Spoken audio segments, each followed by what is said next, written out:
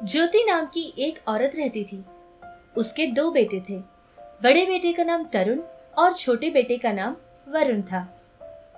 तरुण बहुत अच्छी तरीके से पढ़ा करता था, जिससे उसको एक बहुत अच्छी नौकरी भी मिल जाती है और वो अपने काम में बहुत ही व्यस्त रहता था। और छोटा बेटा वरुण भी बड़े भाई की तरह ही अच्छी तरह पढ़ा लिखा हुआ था और वो भी अपनी जगह अपना अच्छा सा काम करता था। सारे परिवार वाले मिलकर एक ही घर में रहा करते थे। ज्योति ने सोचा कि उसकी बड़ी बहू सबसे ज्यादा खूबसूरत, पढ़ी लिखी और हर तरह से सर्वगुण संपन्न हो। लेकिन उसने ये नहीं सोचा था कि लड़की दिल की अच्छी हो और लोगों की इज्जत करती हो। ये सारी बातें उसको ज्यादा मायने नहीं देते थे। जिससे रिश्ते ढूंढने लगी और नीलू नाम की एक लड़की से उसके बड़े बेटे की शादी करवा देती है, क्योंकि वो लड़की बहुत सुंदर, पढ़ी लिखी और ऊंचे घराने की लड़की थी।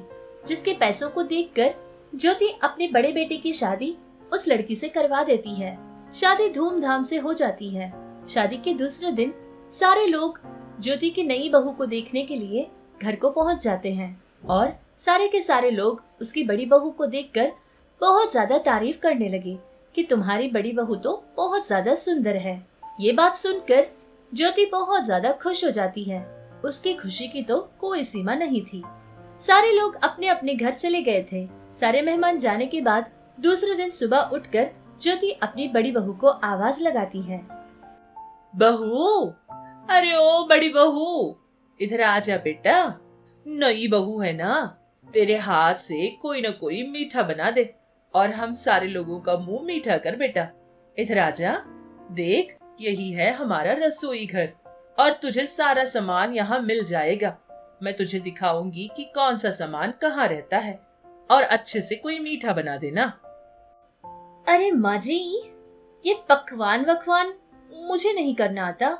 हाँ, थोड़े बहुत मैं तो बना लेती हूँ, लेकिन ये मीठा शीठा बनाना तो मुझे नहीं पता माँ जी। इतने सारे नौकर हैं घर में, एक नौकर खाना बनाने के लिए भी रख लीजिए ना, इसमें कौन सी बड़ी बात है। इस तरह बिना पूछे ही अलग अलग तरीके की बातें करती है और उनको सलाह देकर वहाँ से चली जाती है। जिसकी बातों को सुनकर ज्योति बहुत ज्यादा दुखी होती है। नीलू एक भी दिन सुबह सुबह नहीं उठती थी, हमेशा देर से उठा करती थी और उठने के बाद भी घर का कोई काम नहीं करती थी। हमेशा टीवी के आगे बैठकर टीवी देखा करती थी और अगर टीवी बंद हो तो अपना फोन चलाया करती थी और कभी कभार तो अपने दोस्तों के साथ बातों में ही व्यस्त रहा करती थी। इस तरह वो अपना टाइम बिताया करती थी। इधर ज्योति को कुछ समझ नहीं आता था कि उसकी बहू कब बदलेगी और घर का काम कब सीखेगी। घर के सारे लोगों को सिर्फ घर का खाना खाने की आदत थी, जिससे अब सारे पकवान बेचारी ज्योति को ही करने पड़ते थे। परिवार वालों के लिए वो बहुत ज्यादा मेहनत करती और हर वक्त का खाना बनाया करती थी। बहुत ज्यादा काम करता हुआ देखकर ज्योति का पति सुंदर उसके पास आता है और फिर उससे कहने लगता है। अरे ज्योति, तू कितना काम करेगी? इतना काम करेगी तो थक जाएगी ना। क्या मैं जाकर बहू से बात करूं? मैं जाकर कहूंगा कि रसोई घर में जाओ और पकवान सीख लो, शायद कोई सहायता कर देगी।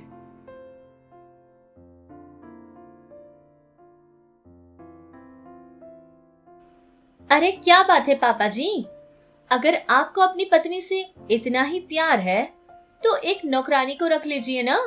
ऐसे मुफ्त में सलाह देने की क्या जरूरत है। और वैसे मैं बना लूंगी खाना, लेकिन बहुत ज्यादा स्वादिष्ट तो नहीं रहेगा। जैसे तैसे मैं बना तो लूंगी, लेकिन आप लोग चुपचाप खाओगे क्या? नहीं ना। और ऊपर से किसी को बीपी तो किसी को शुगर। इतनी समस्याओं के बाद भी अगर नमक थोड़ा ज्यादा हो जाएगा तो नाम रखोगे और मिर्च अगर थोड़ी सी कम हो जाएगी तो आप उसी बात को लेकर बैठे रहोगे। अब इतनी छोटी सी बात को लेकर पंचायत रखोगे कि। बड़ी बहू नीलू की ये सारी बातें सुनकर सुंदर और ज्योति बहुत ज्यादा दुखी होते हैं। ज्योति को अपनी गलती का एहसास तभी होता है। सोचती है कि हमेशा मैंने खूबसूरती के बारे में सोचा था, पैसे के बारे में सोचा था और उसके ऊंचे हैसियत के बारे में सोचा था, लेकिन कभी मैंने ये नहीं सोचा कि लड़की का मन कैसा रहना चाहिए और वो हमारी इज्जत कितनी करेगी। लेकिन ये गलती मैं दोबारा नहीं करूंगी। मेरे छोटे बेटे के साथ ऐसा कुछ भी नहीं होने दूंगी। लड़की के पैसे या फिर उसकी दौलत के बारे में नहीं सोचूंगी, बल्कि उसके गुण को देखूंगी कि वो लड़की कितनी संस्कारी है और बड़ों की इज्जत कितनी करती है। ये फैसला लेने के बाद बहुत ढूंढती है। उसके बाद संध्या नाम की एक लड़की उसको मिल जाती है और वो लड़की बहुत ही अच्छी थी, जिससे अपने छोटे बेटे की शादी करवा देती है। संध्या घर में आते ही सारे लोगों की बहुत इज्जत करती गई और हर काम में सारे लोगों का हाथ बटाती गई। ससुराल को उसने अपना परिवार मान लिया था। जो भी उसकी सास कहती थी, सारे के सारे काम बहुत अच्छे से कर लिया करती थी। संध्या के काम को देखकर घर में सारे लोग संध्या को बहुत प्यार करने लगे, लेकिन ये सब उसकी जेठानी से देखा नहीं गया था। मन ही मन सोचने लगी कि किसी भी तरह इस संध्या को मैं सबक सिखा कर रहूंगी। इतना सोचकर उसने अपने मायके को फोन लगाया और अपनी माँ को, अपनी मौसी को, उसकी बड़ी बहन को और उनके साथ साथ उसके जीजा को भी घर बुलाती है। सोचती है कि इतने लोगों का काम करेगी तो उस लड़की की अकल ठिकाने पर आ जाएगी और इतने लोगों का काम करेगी, मैं देखकर बहुत ही मजे उठाऊंगी। इतना सोचकर अपने मायके वालों को बुला लेती है। माँ जी, घर में इतने लोग बढ़ गए हैं। लोग बड़े हैं तो काम भी तो बढ़ेगा ना। इतना काम करके सच कहती हूँ माँ जी, मेरी कमर में बहुत ज्यादा दर्द हो रहा है। आपको पता है, जितने भी लोग आए हुए हैं ना, एक एक आदमी अलग अलग तरीके के पकवान मांगते हैं। अब इतने लोगों के लिए 2-3 तरीके के पकवान तो कर ले सकती हूँ माँ जी। आपको पता है, भाभी की दीदी जो है वो चिकन मांगती है और उनके पति मटन। उनकी माँ तुरई की सब्जी मांगती है तो उनकी मौसी करेले की। अब इतना काम मैं अकेली कैसे करूँगी माँ जी? अरे छोटी बहू, मैं क्या बताऊं, मैं भी तो तेरी सहायता करना ही चाहती हूँ, लेकिन तुझे तो पता है ना ये लोग कैसे हैं। नीलू पता नहीं उनसे कुछ कहती है कि भी नहीं। कोई शाम के लिए समोसा मांगता है तो कोई चाय मांगता है, उनके लिए वो बनाऊं तो कोई कॉफी मांगता है, कोई पकोड़े मांगता है तो कोई भज्जे। अब पता नहीं रात में कौन कौन सी चीजें चाहिए होंगी उनको। ये सारा काम भी तो करना है ना। क्या करूं बेटा, मैं भी थक चुकी हूँ। इस तरह दोनों सास और बहू एक दूसरे की परेशानियां बांटने लगे और कुछ नहीं करते थे, मजबूर थे, इसलिए सारी रसोई संभालने लगे। ये सब देखकर बड़ी बहू नीलू और उसके सारे परिवार वाले उन पर हंस रहे थे। ऐसे ही देखते पूरे 2 महीने गुजर चुके थे, लेकिन फिर भी वो लोग इनका घर छोड़कर कहीं नहीं जाते थे। संध्या पर बहुत ही ज्यादा गुस्सा करने वाली नीलू ये सब देखकर बहुत ही ज्यादा खुश हो रही थी कि जैसा मैंने सोचा था वैसे ही कर रही हूँ। हमेशा नीलू को संध्या से कोई न कोई शिकायत रहती थी। उसकी सारी नजर संध्या पर ही रहा करती थी, जिससे अपनी जिंदगी पर उसने ज्यादा ध्यान नहीं दिया था। कभी अपने पति के साथ बैठकर प्यार भरी बातें नहीं करती थी, क्योंकि उसके दिमाग में कुछ चलता था तो सिर्फ और सिर्फ संध्या को परेशान करना और उसका काम बढ़ाना। लेकिन इधर संध्या अपना काम भी पूरा कर लेती थी, सारे परिवार को संभाल भी लेती थी और अपने पति यानी कि वरुण के साथ भी बहुत ही प्यार से रहा करती थी। और वरुण भी संध्या से बहुत ज्यादा प्यार करता था, हमेशा उसका अच्छे से ख्याल रखता था। ऐसे ही कुछ और समय गुजर गया था। एक बार की बात है कि संध्या अब माँ बनने वाली है। ये खुशखबरी सारे लोगों को सुनाती है। ये बात जानकर सभी लोग बहुत खुश होते हैं और तभी से लेकर वरुण उसकी पत्नी को कहता है कि आज के बाद तुम एक भी काम नहीं करोगी। अगर तुम कुछ करोगी तो सिर्फ आराम करोगी। इतना कहने के बाद संध्या भी काम करना बंद कर देती है, जिससे सारा का सारा काम अब ज्योति पर ही आ गया था, क्योंकि बड़ी बहू तो उसकी कोई भी सहायता नहीं करती थी। माँ को बहुत ज्यादा काम करता देखकर परेशान होकर उसका बड़ा बेटा यानी कि तरुण अपनी माँ के पास आकर बात करना चाहता था। और उसी समय संध्या भी अपनी सास के पास पहुँचती है और उससे कहती है, माँ जी, मैं आपकी पूरी सहायता करना चाहती हूँ माँ जी, लेकिन अब ऐसी परिस्थिति में काम करने से आपके बेटे ने मुझे रोक लिया था।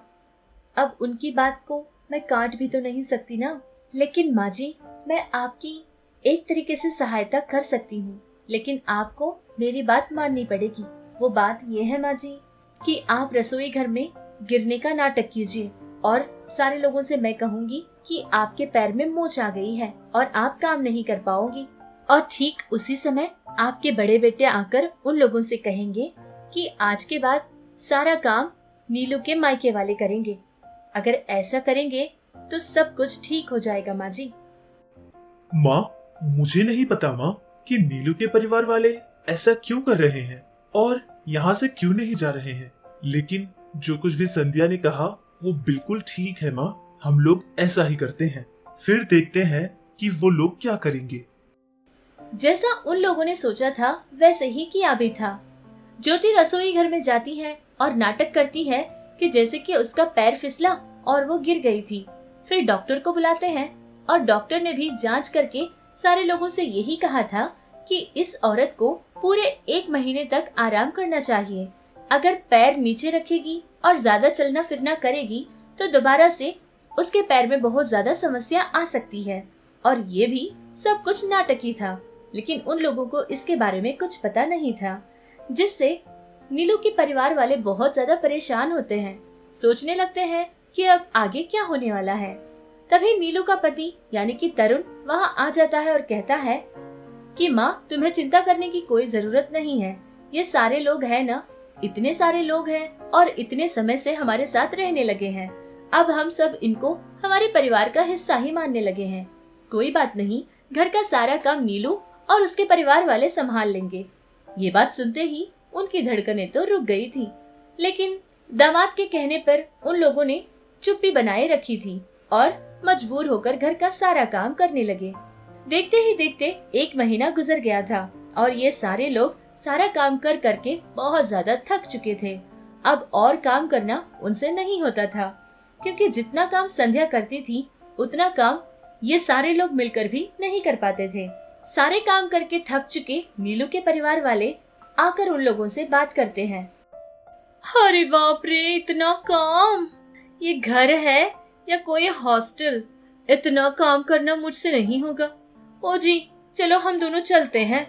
माँ और मौसी जी, अगर आप दोनों को रहना है तो रह लो, हम तो यहाँ से जा रहे हैं। अरे दामाद जी, असल में बात ये है कि मकर संक्रांति का त्योहार आने ही वाला है ना। हमने सोचा कि आपको और बेटी को बुलाकर यहाँ से ले जाएंगे, लेकिन आपकी घर की परिस्थिति भी तो ठीक नहीं है ना, इसीलिए मन नहीं कहता। हम सब चलते हैं, दोबारा मिलेंगे। और हाँ दामाद जी, माँ का अच्छे से ख्याल रखना, ठीक है? उन लोगों की बातें सुनकर नीलू अपने घर वालों को रोकने की पूरी कोशिश करती है, लेकिन फिर भी उसके मायके वाले नीलू की एक भी बात नहीं मानते हैं और वहाँ से बहुत ही जल्दी जल्दी निकल कर चले जाते हैं। और तब से लेकर नीलू का सारा काम बढ़ गया था, क्योंकि घर में संध्या तो कोई काम कर नहीं रही थी और माँ को काम करने से उसके बड़े बेटे तरुण ने रोक लिया था, जिससे बहुत ही परेशान होकर अकेली ही सारा काम कर रही थी। और ठीक उसी समय संध्या उसके पास पहुँच जाती है और कहती है कि देखा, आपके परिवार वालों ने आपका साथ कैसे छोड़ दिया। छोटा सा काम क्या कहा कि वो लोग डर गए थे और ज्यादा दिन तक आपकी सहायता नहीं कर पाए थे। लेकिन भाभी, विश्वास कीजिए, ये सब कुछ हमने जानबूझकर या फिर आपको तकलीफ पहुंचाने के लिए नहीं किया था, बल्कि हम तो ये जानना चाहते थे कि कौन अपना है और कौन पराया है। इसीलिए हमने सबने मिलकर ये नाटक किया था। इधर देखिए, माँ जी को कुछ नहीं हुआ है, माँ जी बिल्कुल ठीक है, लेकिन उन्होंने गिरने का नाटक किया था। आपको तकलीफ पहुंचाने की हमारी बिल्कुल सोच नहीं थी। आपको असलियत और सच्चाई बताना सिर्फ हमारा मकसद था। ये बात सुनते ही नीलू को अपनी गलती का एहसास हो जाता है और उसकी सास से और संध्या से भी माफी मांगती है। फिर उनके घर में सब कुछ ठीक ठाक चलने लगा। कुछ समय गुजरने के बाद अब त्योहार का मौसम आ गया था। घर में सारे लोग बहुत ही अच्छे से मिलकर काम करने लगे। बड़ी बहू नीलू भी पूरी तरह से बदल गई थी। अपना बर्ताव, अपना व्यवहार, बात करने का तरीका और घर में काम करने के लिए सहायता करने का तरीका भी उसने बदल लिया था, जिससे छोटी बहू संध्या और बड़ी बहू नीलू मिलकर घर का सारा काम संभाल लिया करते थे। इन दोनों को ऐसे देखकर उनकी सास ज्योति को भी बहुत अच्छा लगता था और सुंदर भी घर का ये अच्छा सा माहौल, खुशी भरा माहौल देखकर बहुत ज्यादा खुश होता था। देखते ही देखते त्योहार भी आ ही गया था। रंगोली बनाना और नए कपड़े खरीदना, सारी मिठाइयाँ बनाना, ये सारे काम बहुत खुशी खुशी करने लगे और एक दूसरे का हाथ भी बटाने लगे।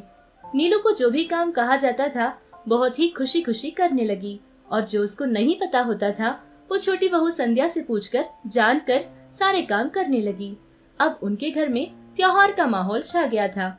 जहाँ भी देखो रंग बिरंगे दीपक और रंगोलियों से घर बहुत ज्यादा सुंदर लगने लगा, जिसको देखकर परिवार वाले सभी बहुत ज्यादा खुश थे और इस तरह उनका त्योहार यानी कि मकर संक्रांति का त्योहार सारे परिवार वालों ने एक दूसरे के साथ मिलकर हंसी खुशी मना लिया था।